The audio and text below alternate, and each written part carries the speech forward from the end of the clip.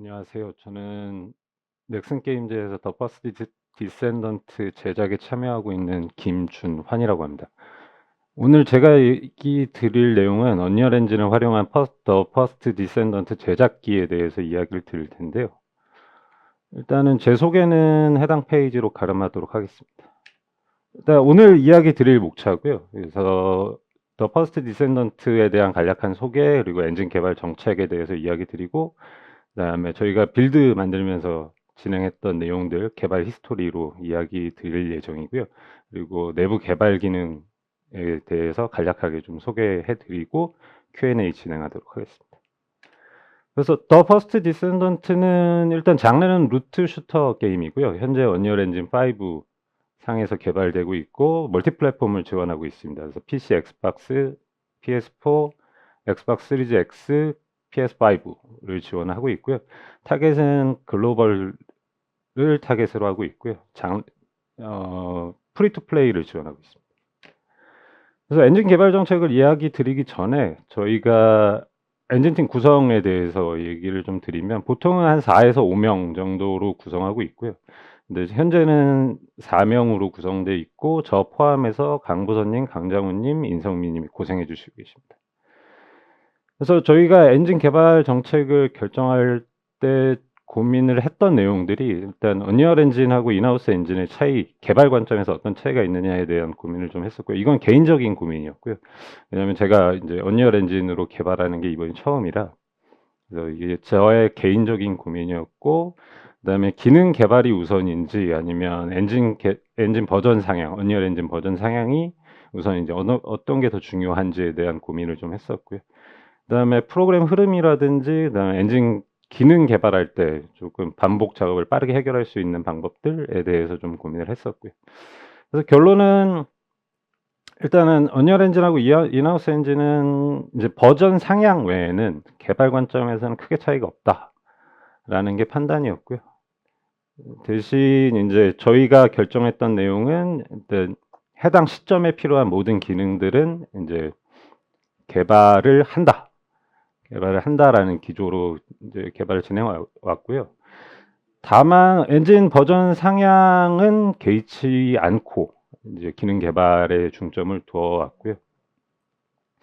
그다음에 만약에 엔진 버전 상향으로 인해서 인제 저희가 개발한 내용하고 중첩이 생길 경우 인제 판단을 인제 복잡도 그다음에 사용 적극성을 기준으로 두고 판단을 해 왔고요.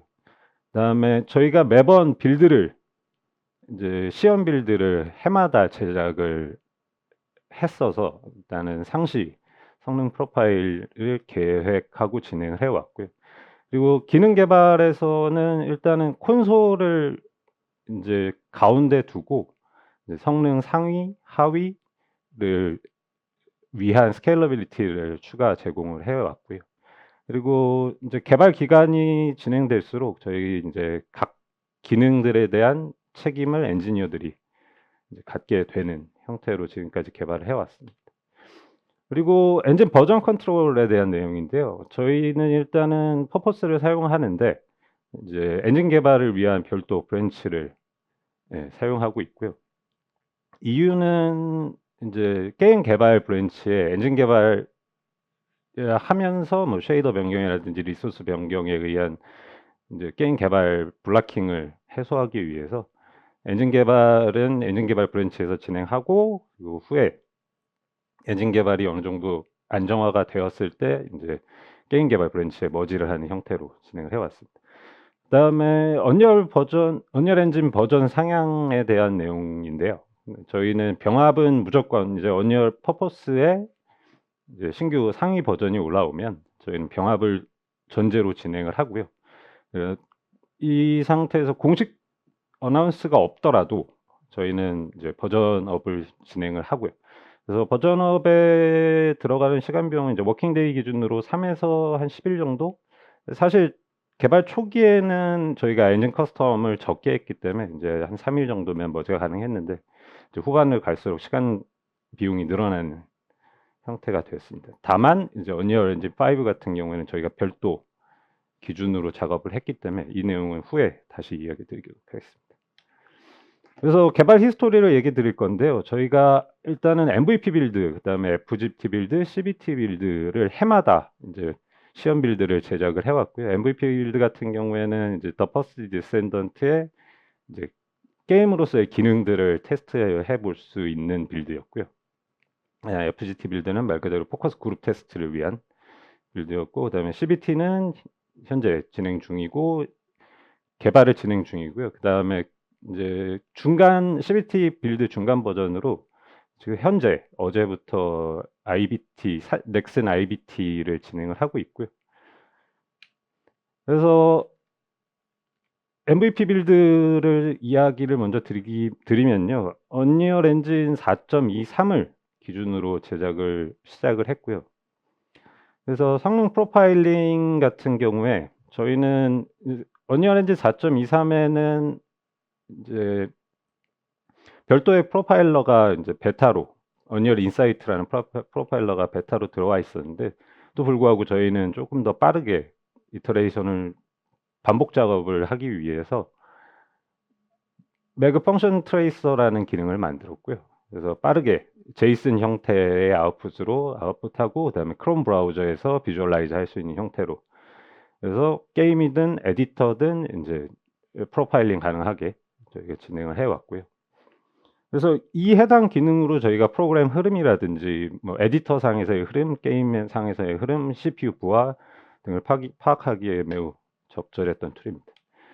그리고 저희가 텍스처 디버깅을 위한 시각화 도구도 별도로 만들었고요. 그래서 이건 이제 원라인 코드로 해당 코드에 해당 텍스처를 바인딩하면 저희가 텍스처를 해당 위치에 비주얼라이즈 하는 이런 툴이고요. 툴을 만든 이유는 일단 기능 개발이나 그다음에 디버깅을 위해서는 텍스처를 조금 빠르게 볼 필요가 있어서 저희가 해당 기능을 만들었습니다. 그리고 베이스 컬러 밸리데이션인데요. 저희는 이제 뭐 다들 PBR을 사용하시겠지만 이제 베이스 컬러의 최저 밝기와 최대 밝기를 프로젝트에서 세팅을 하고요. 하고 이제 에디터 상에서 이제 설정된 밝기보다 낮은 경우, 높은 경우를 이제 픽셀을 보여줄 수 있는 기능을 제공을 했고요. 그래서 다만 이제 더 퍼스트 디센던트는 SF 장르이기 때문에 뭐 특별한 매터리얼들이 나오고 있고 해서 이제 참고 용도로만 사용되고 있는 기능입니다. 그리고 이 시점에서 저희가 PS4 개발을 위해서 데브캣을 이제 수령을 하게 됐고요. 그래서 빌드, 그다음에 패키징, PS4를 위한 빌드 패키징을 진행을 했고 이 시점부터 이제 프레임 향상을 위한 이제 성능 분석이 시작됐고요. PS4 빌드에 대해서 이후에 이제 저희가 PS4 최적화를 이제 진행을 하는 시점에 저희가 언리얼 4.23의 PS4 코드를 분석을 진행을 했고요. 다만 이 당시에 PS4 구현에서 이제 HTI, C마스크, F마스크, 그다음에 델타 컬러 컴프레션 등이 적극적으로 사용되지 않고 있다라고 판단을 해서 저희는 조금 더 적극적으로 사용될 수 있게 이제 구현을 별도로 했고요. 그러면서 최대한 4ms 정도의 GPU 타임 감소가 있었고 꽤 괜찮은 최적화였습니다.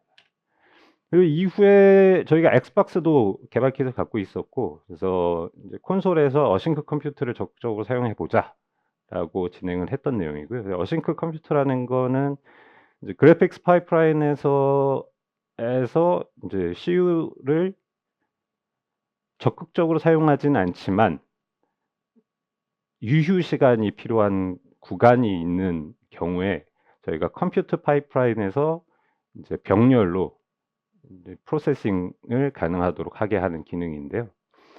일단 언리얼에 어싱크 SSO가 있었고 클리어 트랜스루선시 라이트 볼륨이 있었는데 저희가 이제 프로파일링을 했을 때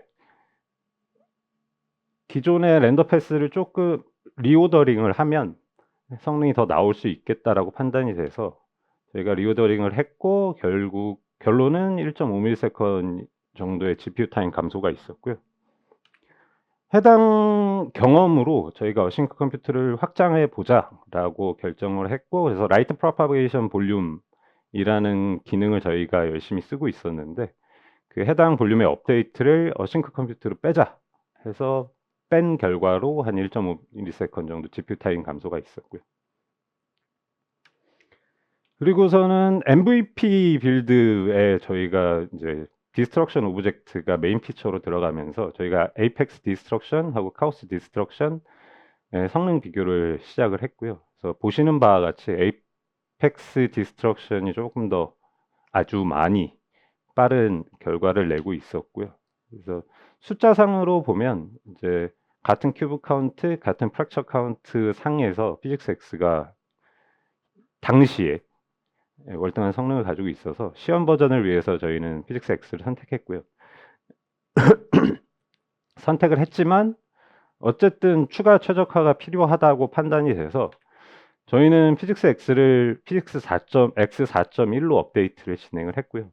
그래서 업데이트를 통해서 신쿼리 성능 향상을 이뤘고, 추가로 저희가 플랫폼이 이제 여러 가지이다 보니 이제 성능에 따른 스케일러빌리티를 추가를 했고요. 그래서 시뮬레이션 가능한 파편수 n개로 제한하고 그 중에 n%의 파편들을 컬리전 시뮬레이션을 돌리는 형태로 저희가 어쨌든 성능 비주얼 퀄리티 트레이드 오프 하는 형태의 스케일러빌리티를 추가를 했고요.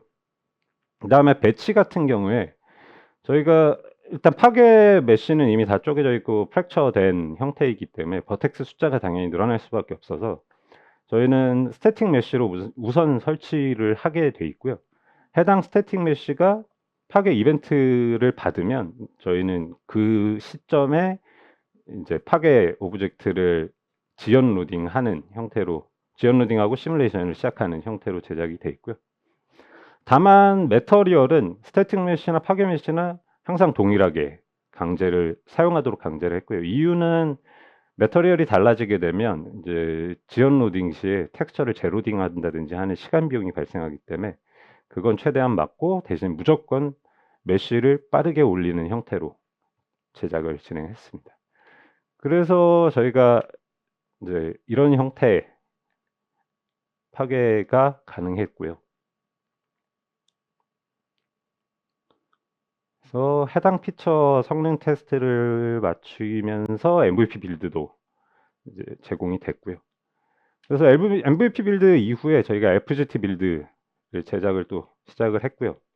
당시에 언리얼 엔진 4.25 기반으로 제작을 해왔고, 그다음에 첫 번째로 저희가 집버퍼 옵티미제이션을 진행을 했고요. 이거는 PS4, 엑스박스 1에 한정된 최적화고요. 집버퍼로 인한 이제 메모리 밴드위스를 최소화하고, 엑스박스 1 같은 경우에는 저희가 32메가의 ESRAM을 최대한 집버퍼를 핏하게 사용하기 위해서 해당 최적화를 진행했고, 접근 방식은 YCOCG 컬러 컴프레션을 진행을 했고, 그다음에 노멀 컴프레션, 그다음에 데칼 렌더링을 위한 스페셜 클리어 컬러 등을 추가를 했고요. 그래서 기존 레이아웃은 집버퍼 A, B, C가 있는데 최종 레이아웃은 집버퍼 A, B만 사용하는 형태로 진행을 했습니다. 그래서 성능 비교는 일단은 엑스박스 1에서 1ms 혹은 1.5ms 사이의 최적화를 확인을 했고요.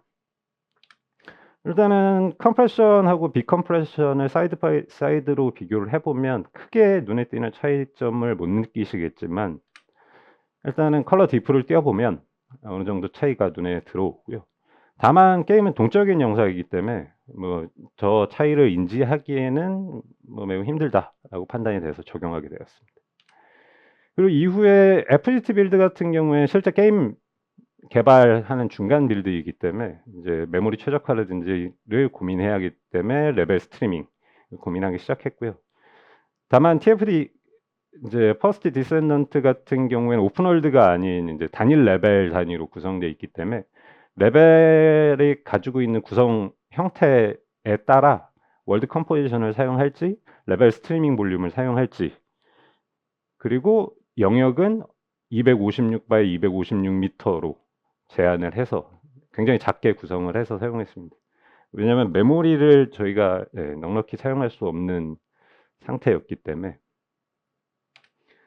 그리고 저희가 일단은 많이 그려야 된다는 이제 뉘앙스가 있어서 오클루전 컬링을 이제 심각하게 고민을 했었고요. 그래서 언리얼 엔진 소프트웨어 오클루전 컬링 같은 경우에는 일단 이제 GPU, CPU 싱크가 발생하는 구간들이 종종 생겨서 싱크가 발생하면서 이제 GPU 데이터를 CPU로 내리는 웨이팅 비용이 발생하는 걸 확인을 했어서 저희가 이제 별도 오클루전 컬링을 제작을 했고요. 그래서 커버리지 버퍼라는 걸 이제 만들었는데요.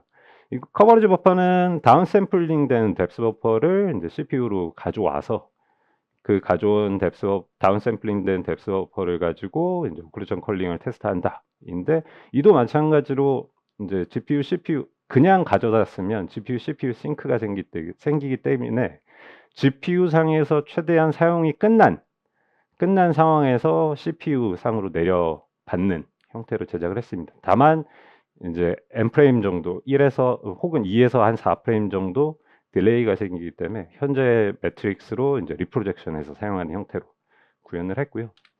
그래서 해당 씬에서 한 3ms 정도 성능 향상이 있고요. 추가로 오클루전 컬링 구현되는 오클루전 컬링으로 로컬 라이트, 즉 스팟라이트, 렉트라이트 같은 로컬에 설치될 수 있는 라이트들도 이제 오클루전 테스트가 가능했기 때문에 이제 추가 성능 향상을 이룰 수 있었습니다. 다만 오클루전 컬링 커버리지 버퍼를 사용한 오클루전 컬링이 완벽하냐는 아니고요. 이제 카메라 이동이 빠르거나 하면 이제 데이터가 부족하기 때문에 이제 리프로젝션 된 뎁스에 갭이 생깁니다.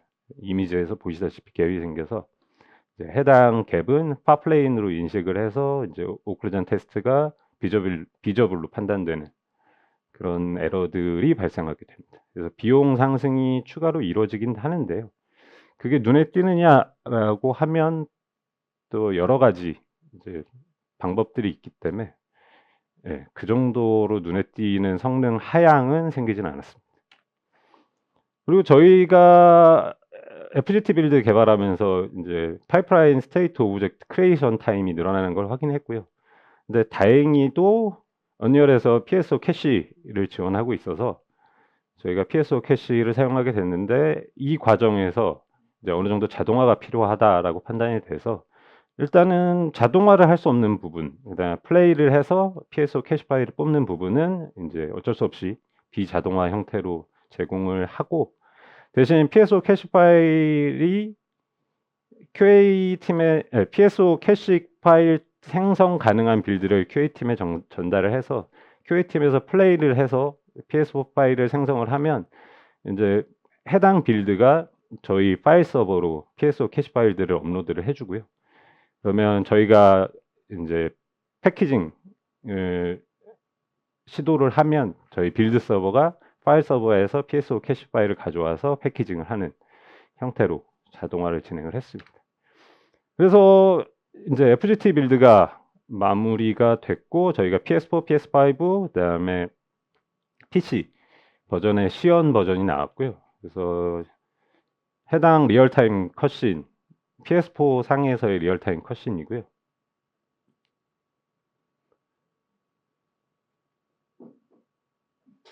그리고 이제 PS5에서 4K 상황에서의 리얼타임 컷신입니다. 그리고 언리얼 엔진 4 PC 버전의 당시 FGT 버전의 리얼타임 컷신이고요.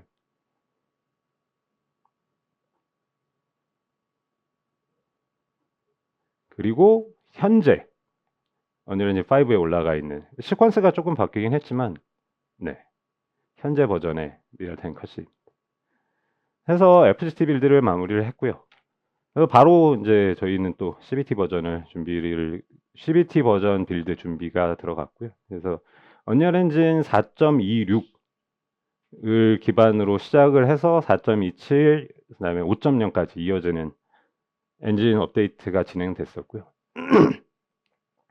그래서 언리얼 엔진 5를 제일 궁금해 하실 테니 이제 언리얼 엔진 5에 대해서 얘기를 드리면 저희는 이제 계속 언리얼 엔진 5 로드맵을 주시를 하고 있었고요. 그 과정에 CBT 일정이 확정된 상황이었고요.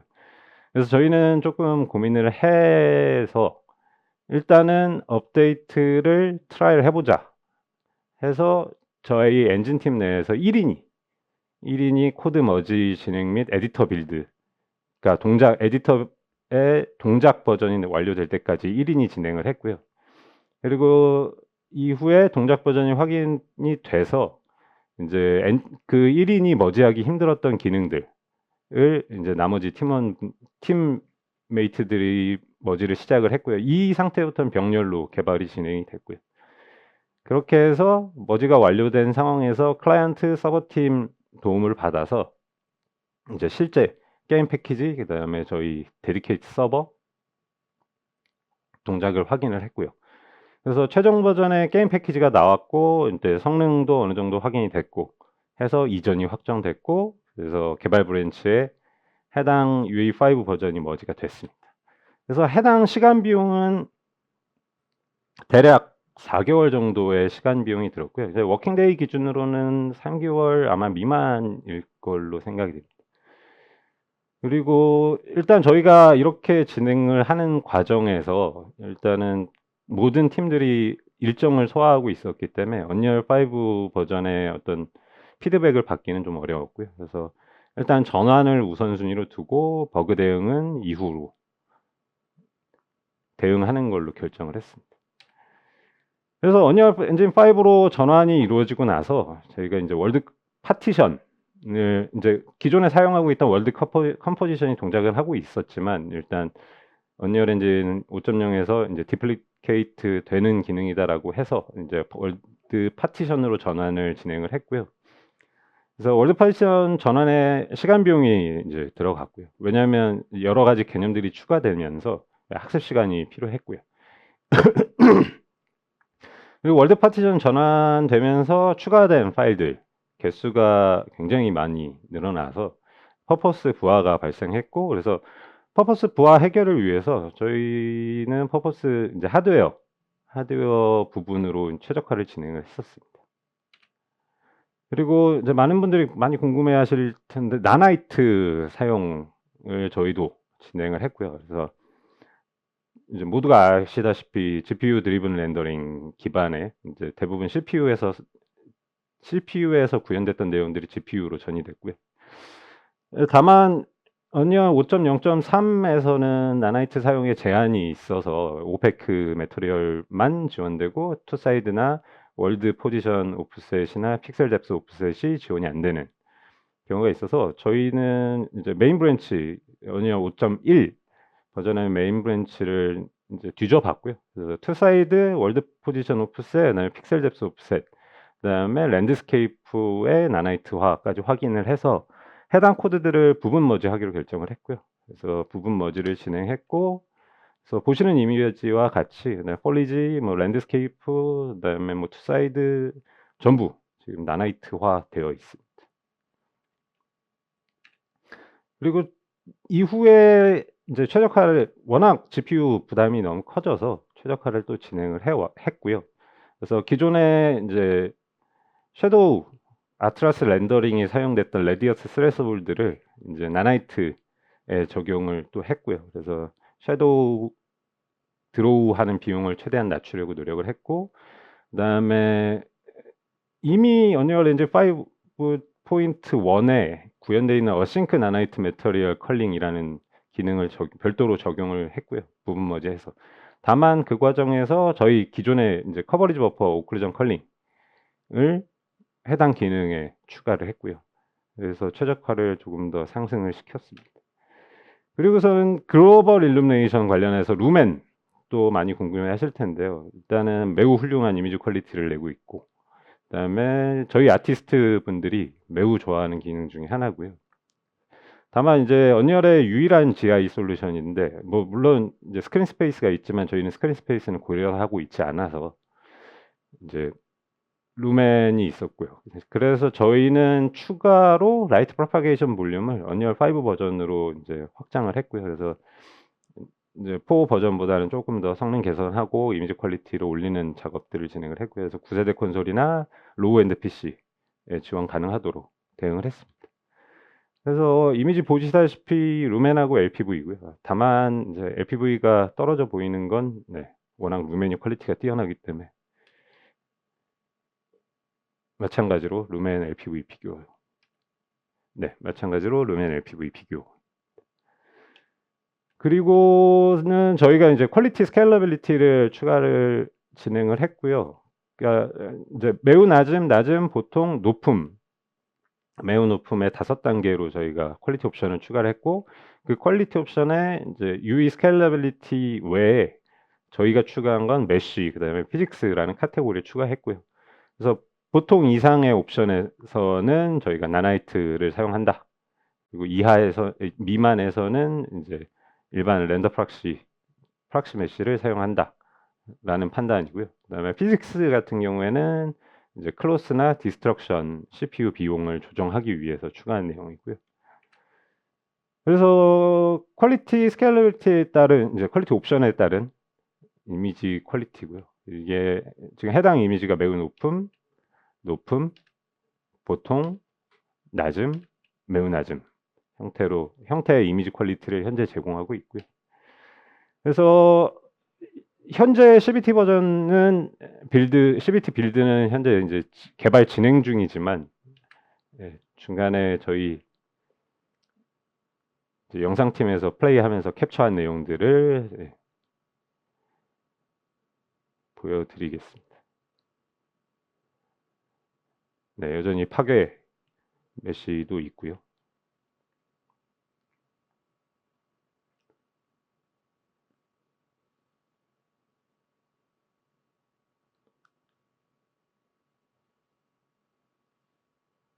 다시 말씀드리지만 CBT 빌드는 여전히 개발 중이고요. 다만 중간 빌드가 지금 IBT 버전으로 나가 있는 상태입니다. 이렇게 해서 저희 개발 히스토리를 마무리 짓고요. 그다음에 내부 개발 기능을 조금 소개를 해드리려고 하는데요. 내부에서는 일단 푸트레일 맵, 그다음에 리라이터블 리플렉션 캡처, 그다음에 프리 인테그레이티드 스킨, 기존에 있는 프리 인테그레이티드 스킨을 확장한 내용, 그다음에 VRS, 베리어블 레이트 쉐이딩, 그다음에 기타 등등들을 소개해드리겠습니다. 푸트레일 맵인데요. 저희 족적을 렌더 타겟에 남겨서 그 남겨진 족적을 가지고 이제 그래스, 그다음에 워터 서페이스 혹은 이제 랜드스케이프하고 환경 인터랙션을 구현한 내용입니다. 그래서 보시면 이제 족적을 렌더 타겟에 지금 남기는 결과고요. 그래서 해당 푸트레일 맵 가지고 지금 그래스하고 인터랙션 하는 결과물이고, 그다음에 워터 서페이스하고 인터랙션 하는 결과물이고요. 그다음에 그 기능을 좀 더 확장해서 저희 랜드스케이프의 스노우 디포메이션 표현한 내용이고요. 스노우 디포메이션 같은 경우에는 구현에 있어서 차이가 조금 있었는데요. 이게 집어퍼 뎁스 옵셋, 그다음에 섀도우 뎁스 옵셋을 이용을 해서 개발을 했고요.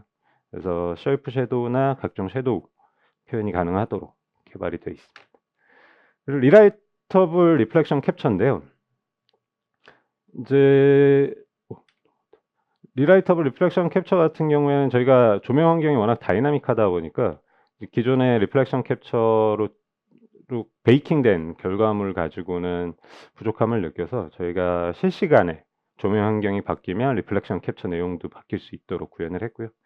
간단히 설명드리자면 저희가 심플 집어퍼 큐브맵이라는 걸 이제 제공을 하고요. 그래서 이제 리플렉션 캡처 볼륨을 설치를 하면 해당 집어퍼 데이터들이 이제 베이킹 되고요. 그 베이킹된 결과물 가지고 이제 리라이트를 이용해서 큐브맵을 리라이트해서 표현하는 방식입니다. 그래서 보시는 바와 같이 조명 환경이 바뀌더라도 리플렉션 캡처에 바로 적용되는 형태고요. 마찬가지로 스케일러비티를 추가를 해서 이제 플랫폼 상향 플랫폼, 하향 플랫폼에 따라 이제 성능 조정 가능하도록 구현되어 있습니다. 그리고 프리 인테그레이티드 스킨도 기존에 있는 기능을 확장을 했고요. 그래서 저희 같은 경우에는 이제 워낙 지원해야 되는 플랫폼 레인지가 크다 보니 이제 성능이 낮은 하드웨어에서 사용할 수 있도록 구현한 내용이고요. 그래서 프리 인테그레이티드 스킨 프로파일이라는 걸 이제 별도로 만들었고요. 프로파일은 저희가 커베처 LUT 생성해서 저장하는 형태로 돼 있고, 그다음에 메쉬에 저희가 커베처 텐서 계산해서 저장하는 이제 과정이 있고요. 그래서 저 커베처 LUT와 커베처 텐서 사이에서 저희가 최종 스킨 BRDF를 뽑아내는 형태로 구현됐습니다. 그래서 보시는 바와 같이 기존의 민 커베처 대비해서 저희 라이트 디렉션이 바뀌면 커베처 영역도 바뀌는 형태로 구현을 진행을 했고요. 그리고 내부 개발 기능으로 VRS라는 기능을 개발을 했고요. 그래서 VRS 텍스처를 만들어서 VRS 텍스처에는 해당 픽셀이 2x2로 계산되어도 된다. 혹은 1x1으로 계산돼야 된다. 1x1 한 픽셀만 계산돼야 된다라는 판단을 할 수 있도록 제공되는 텍스처고요. 해당 텍스처를 이제 베이스 패스, 그다음에 섀도우, 그다음에 스크린 스페이스 리플렉션, 그다음에 리플렉션 인바이러먼트 앤 스카이, 그다음에 트랜스루선시 패스에 적용을 했고요. 그렇게 적용을 해서 저희가 지금 원본이고 VRS 이미지인데요. 이제 사이드 바이 사이드로 보시면 근데 사실 차이를 그렇게 못 느끼는 이유는 저게 이미지 캡처가 4K로 진행이 됐고요. 이게 VRS 같은 경우에는 해상도가 낮으면 이제 아티팩트가 많이 생기기 때문에 저희가 보통은 이제 4K에서 성능을 부스팅하기 위한 기능으로 지금 제공을 하고 있습니다. 그리고 저희가 이제 기타 등등으로 스크린 스페이스 볼륨메트리 클라우드 렌더링이라든지 렌더링 기능을 저희가 만들었는데요. 이는 사실 언리얼에 볼륨메트리 클라우드가 구현이 돼 있지만 저 기능은 저희가 그 해당 언리얼의 기능이 들어오기 전에 저희가 개발해서 넣은 기능이고 워낙 사용 범위가 넓고 이제 구현 이제 복잡도도 있었기 때문에 기존 구현을 유지하는 형태로 저희가 스크린 스페이스 볼륨메트리 클라우드 렌더링을 유지하고 있고요.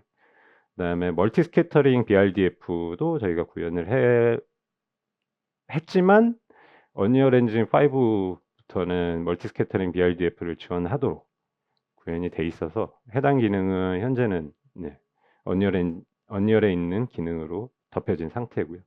그다음에 다이나믹 로컬 윈드 시뮬레이션 는 이제 저희가 이펙트에 의한 로컬 윈드가 발생했을 때 폴리지 등이 이제 윈드를 받는 그런 구현을 저희가 진행을 했고요. 그다음에 프리시티피테이션 볼륨은 저희가 강수나 눈이나 이런 걸 표현하기 위한 볼륨을 추가를 했고요. 그다음에 콘스턴트 매핑, 그다음에 뭐 뎁스 라이터블 트랜스루선트 메쉬 렌더링 같은 경우도 최적화의 일환으로 저희가 뎁스 라이트를 트랜스루선시 메쉬를 렌더링할 때 뎁스 라이트를 해서 그 이후에 보이는 이제 뎁스 테스팅을 위한 이제 뎁스 라이팅을 지원을 했고요. 그래서 기타 등등 기능까지 해서 저희 내부 개발 기능을 완료를 했고요. 다음은 이제 QA를 진행을 해야 될 것 같습니다.